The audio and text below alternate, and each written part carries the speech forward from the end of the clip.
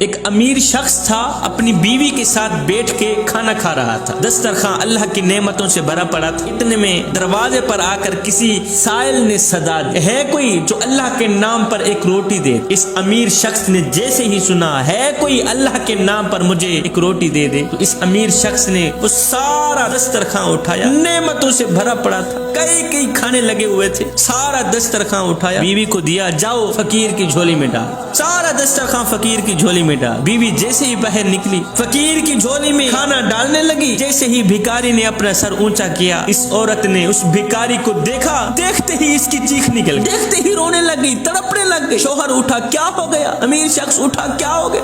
اس نے کہا، نہ پوچھ میرے سرتاج، یہ جو شخص باہر بھکاری بن کر آیا ہے یہ وقت کا بادشاہ تھا، وقت کا امیر تھا، امیر ترین آدمی تھا، اس کے نوکر تھے، چاکر تھے، ملازم تھے، اور حیران کن بات یہ ہے کہ میں اس کی بیوی تھی۔ لیکن ہوا یوں، ایک دن اس کے دروازے پر ایک فقیر آیا کچھ مانگنے کے لیے، ایک مصیبت زدہ شخص آیا کچھ مانگنے کے لیے، تو اس نے اسے خوب مارا، مارنے کے بعد اسے دھکے دے کر حویلی سے باہر نکال دیا، اس غریب شخص کو مار پیٹ کر دھکے دے کر گھر سے باہر نکال دیا۔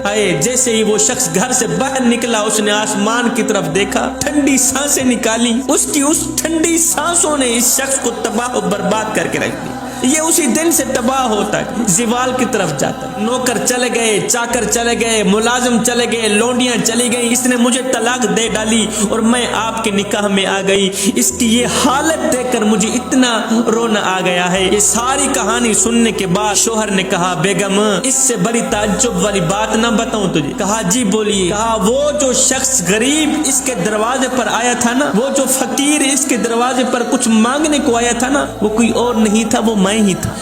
کسی کو دکھ دے کر، کسی کو غم دے کر، کسی کو تکلیف دے کر تجھے کیا لگتا ہے کہ تو ساری زندگی ایسے ہی مسکراتا رہے گا؟ نہ بندے نہ، بس وقت کے الٹنے کی دیر ہے، تیری باری بھی دور نہیں ہے، اس لیے کہ زندگی کے کسی نہ کسی موڑ پہ اپنا کیا آخر بھگتنا ہی پڑتا ہے۔ ایک امیر شخص تھا،